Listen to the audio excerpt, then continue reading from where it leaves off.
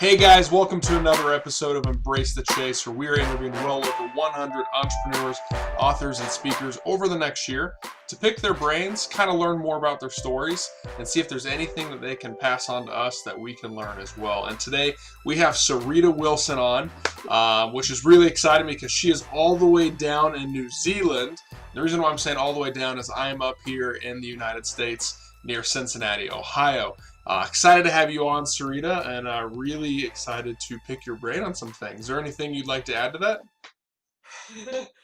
Thank you. No, I'm really excited to talk with you and dive into the depth of my story. I haven't actually shared it with many people, so ask away. I love it. I'm pumped up. So today's kind of, I guess we could say, structure for the interview. We're gonna have Sarita kind of tell her story.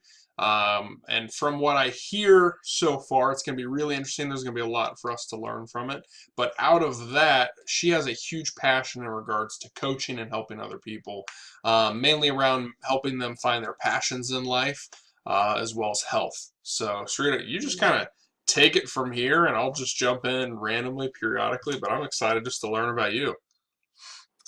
Okay, well, when you said you wanted to learn about my story, I was thinking to myself, where do I start? Because I've had a lot of directions in life, a lot of angles, you could say. And I've not finished a lot of things that I've started. And it all really started. My obsession with learning actually started when I was about 12 years old.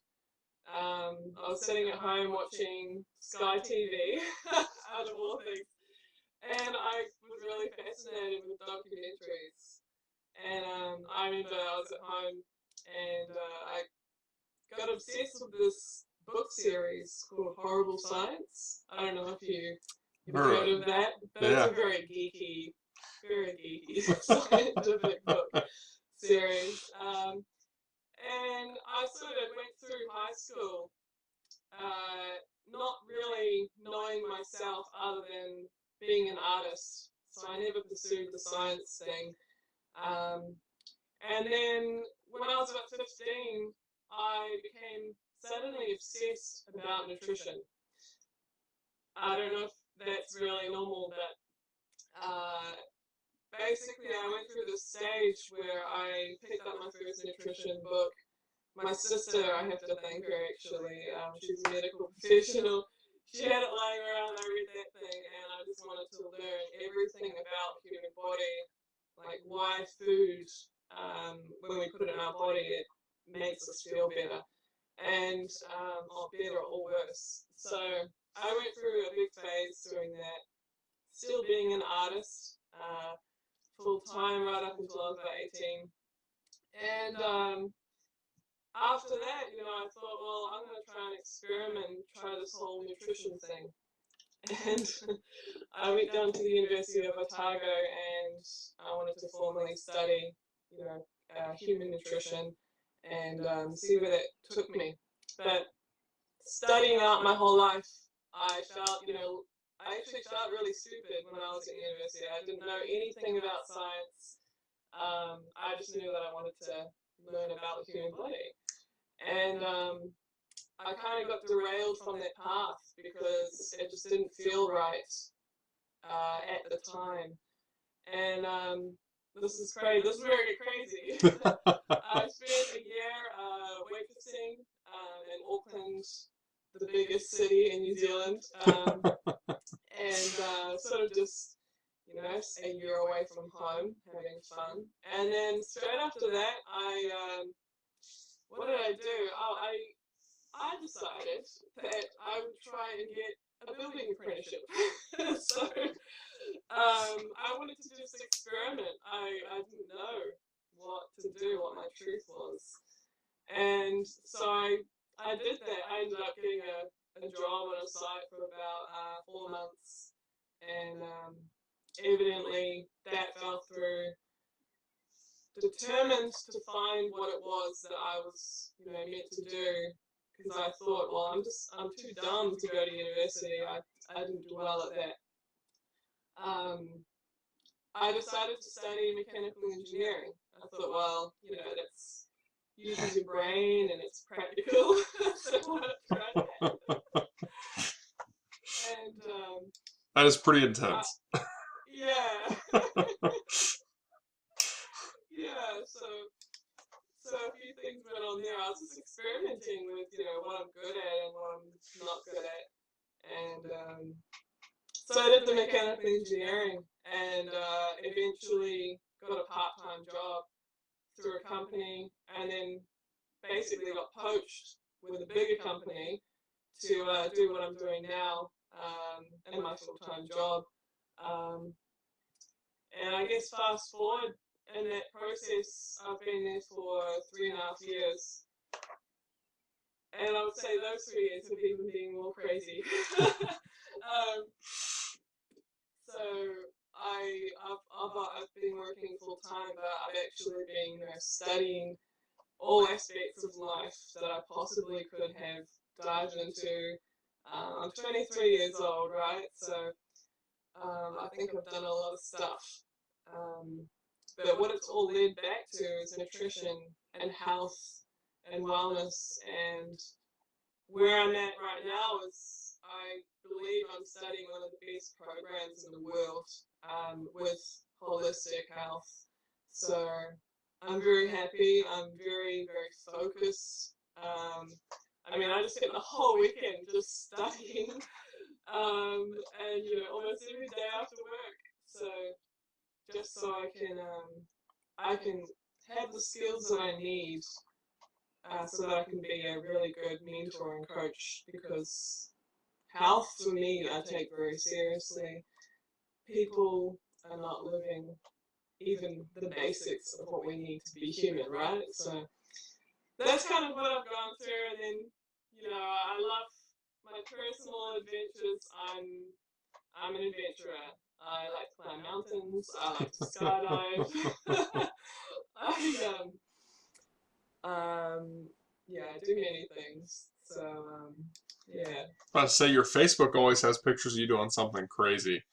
I'm like, she's just living the life. Now, I'm surprised I haven't seen you on a yacht or something, like sailing off into the distance. It's pretty cool. But Thank so you. question for you then. You're studying a lot to be a holistic coach someday. What's the I guess how do I phrase this question properly? Are there any specific books or any like mentors, whether they're online or in person, that have really inspired you or continue to kind of help lead and guide you?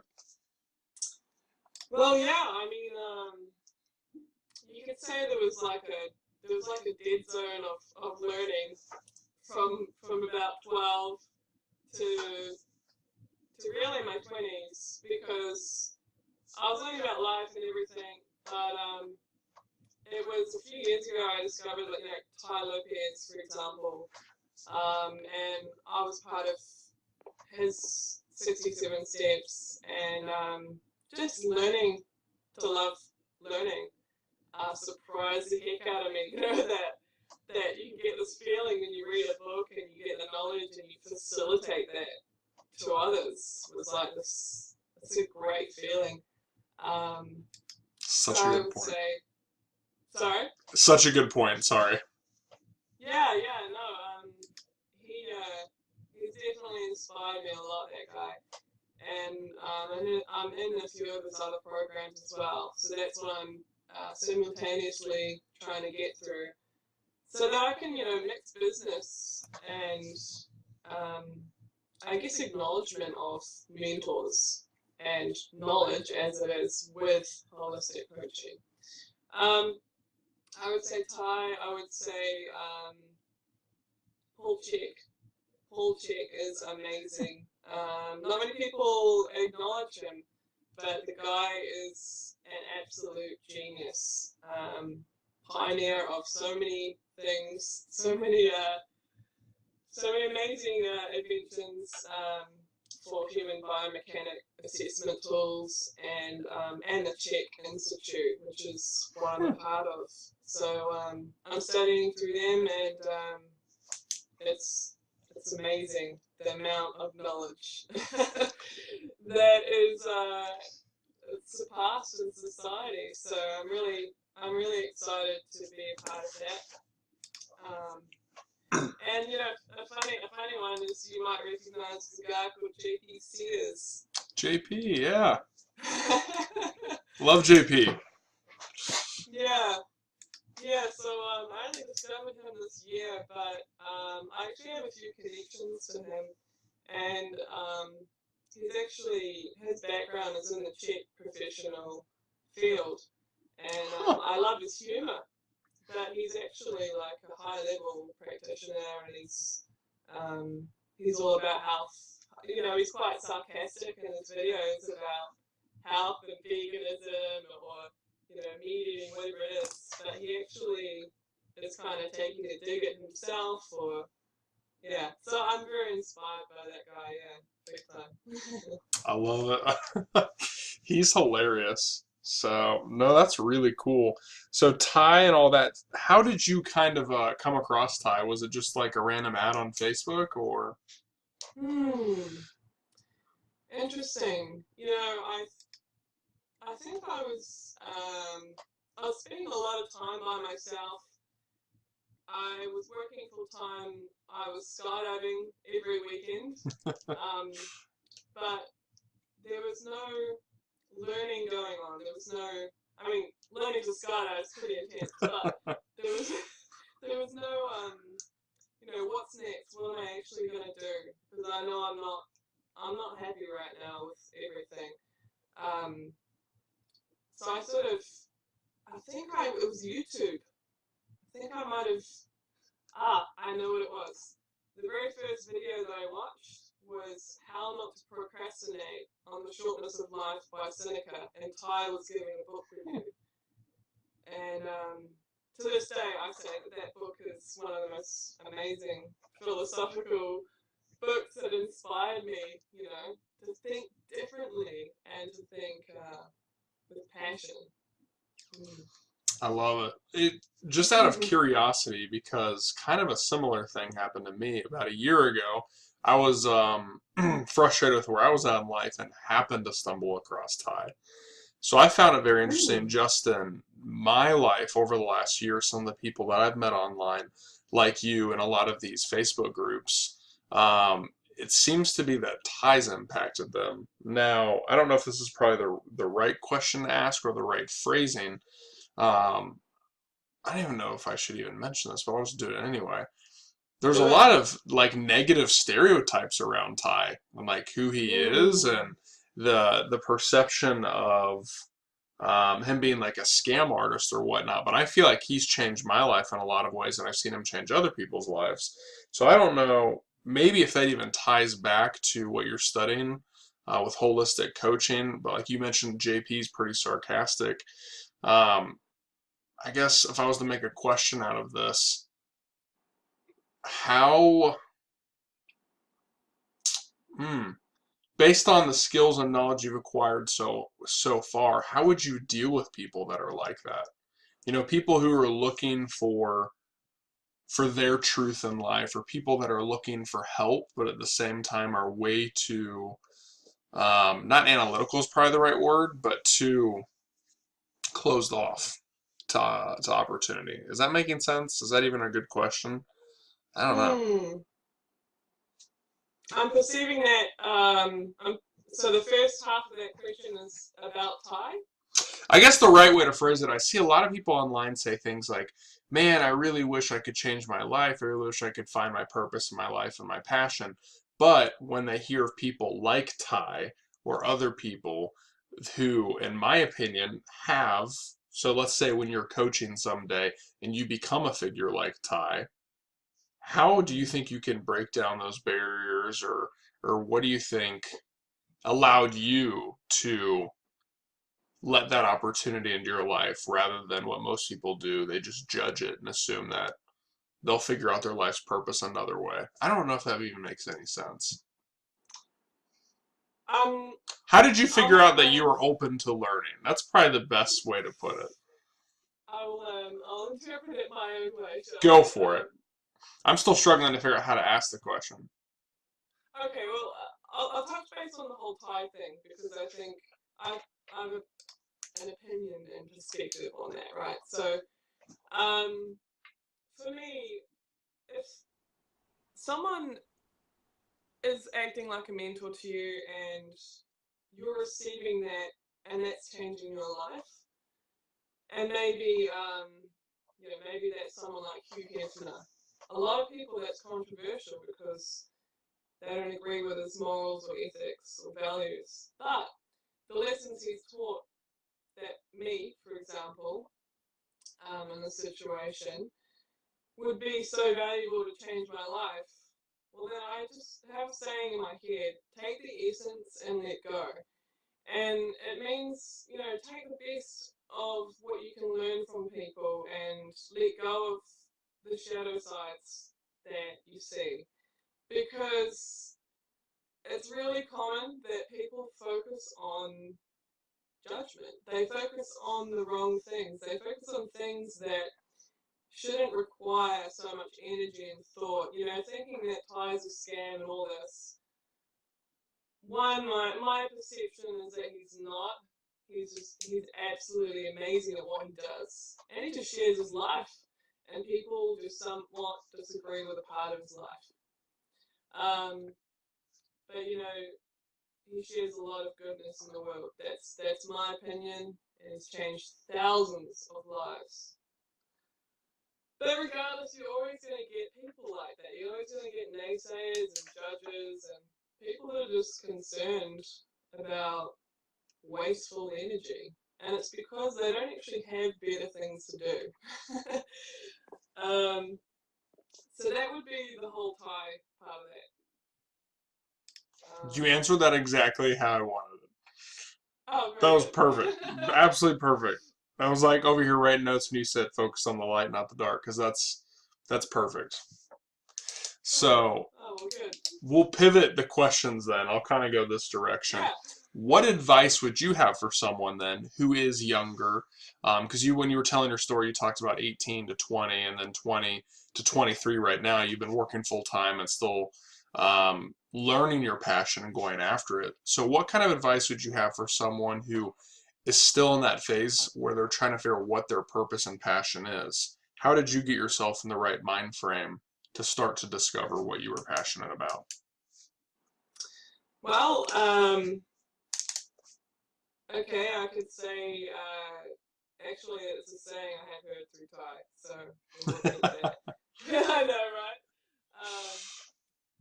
I definitely quote a lot of the mentors that I learn off because it helps reciprocate. Experiment with what works, and double down on what works and cut the rest. I had that mentality before I knew about Thai, before I knew about mentors, before I had no one. I always had friends and people that I connected with, but very few people that I could actually share the viewpoint that I had of experimenting with what worked and cutting the rest. Why? Because it's dangerous. Because when you experiment all the time, you start new things, you always have this place in your heart that is, actually, I should say your brain. You're judging what others judge of you. If you're starting things all the time, you worry about, oh, maybe I should just do one thing. I should stay focused. I should, eventually I'll start loving it. That's what people sort of think. They just go, I'll just go to university. I'll just eventually start loving it. But you know what? I think that experimenting was the best thing for me. I'm a highly passionate person, and anyone that knows me that when I start something, I go all in. I get tunnel vision. I just get obsessed about every little detail in it. And if I find out that, there's more negatives, there's less reciprocation than I thought there would be, I quickly make a decision to cut it out. And that can usually mean, like, losing a job or traveling somewhere or whatever. And that's every situation I've been in has had that. And yeah, I guess to repeat myself, experimenting and having the spiritual courage to experiment and not care what people think. That's what I would say. So I love that. You should definitely find a way to make it to Thrive next year. So there's a conference right. called Thrive. Have you heard about it? Yeah, I actually I was very entertained watching you guys on social media. Marshall and us? Yes. You should Yeah, definitely interesting. come next year. Definitely. Whereabouts is it? Usually it's in Vegas, and I believe he said it will be in Vegas next year. He's been deciding between there or San Diego. Okay. So I know there'll Well, be a pretty big jump for you. well, I do have a secret, but I can't reveal it yet. So I will be paying a visit soon, sooner or later, but There just you how go. and when. That's awesome. That's awesome. Well, I'll wrap everything up with one last question. Take Okay. your time on this. If you want to go on a tangent, feel free. It's the same question I ask everybody that I end on the interviews, and it's what's on your heart right now? Is there something you want to share with people, or is there just something that you want people to know about you? You can take that however way you'd like. Hmm. What's in my heart right now? I like that question. um, I would say, I guess everything for me, I'm very much projecting outwards.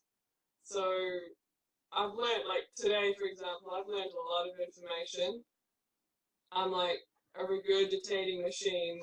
If you want me to, you could ask me questions about health, and I would regurgitate it. So what I would say is, what's in my heart is to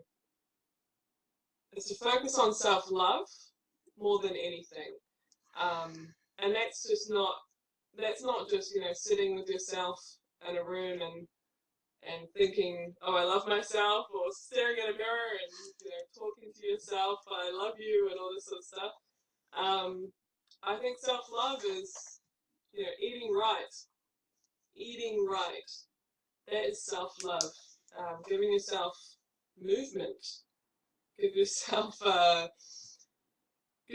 movement, and giving yourself time for quietness. How much time do you need each day for self love? So I'm sort of like looking at it from different angles, but the last one is happiness. That's also self love. So yeah. That's a really good point. Not to like, man. I don't even know I like can't how answer to things simply. like. Sorry. No. The point that you made about like figuring out how much time you need to yourself each day. Um, that's actually something I've been thinking about a lot lately. So that's ironic. But I appreciate it. Appreciate it. Thank you for coming on. Thank you for taking the chance and doing an interview. You definitely inspire a lot of people online. There's a ton of people that follow you, and anytime you post content, I know people are like, Sarita's doing whatever. Marshall's actually the original person who connected me to you and told me to start Wow, following your content. So I think that's that's really cool, and amazing. I've heard a lot of people speak very highly of you. So I'm definitely going to make sure that this gets shared, gets sent out, so more people can know about you because you are somebody that has impacted my life, and I know you're going to continue to impact other people's. So I really appreciate you, Sarita. Wow, thank you. I'm honored. Thank you. Well, anything else you want to Thank say you for before your I wrap things time. up? I would say I appreciate everything that you do. Oh, It's amazing. appreciate It's it. amazing. You're helping people express what they do, which is what we want to find in life, right? We want to find someone to be appreciated through, and what better place to do it than social media? So it's True. really cool. You're pulling out the truth for sure. Well, thank you. I appreciate it. I'm trying. Well, Okay, you get some sleep. oh yes, most definitely. But would love to have you on the show here probably in another 6 months or so, just to kind of see where Yeah. you're at in life, where things have changed, and really anything else you want to give back to the community. But I appreciate you, Saw, and hope you have a Yes. fantastic night. Yeah, you too. You too. Thanks. Bye. Okay, see you later.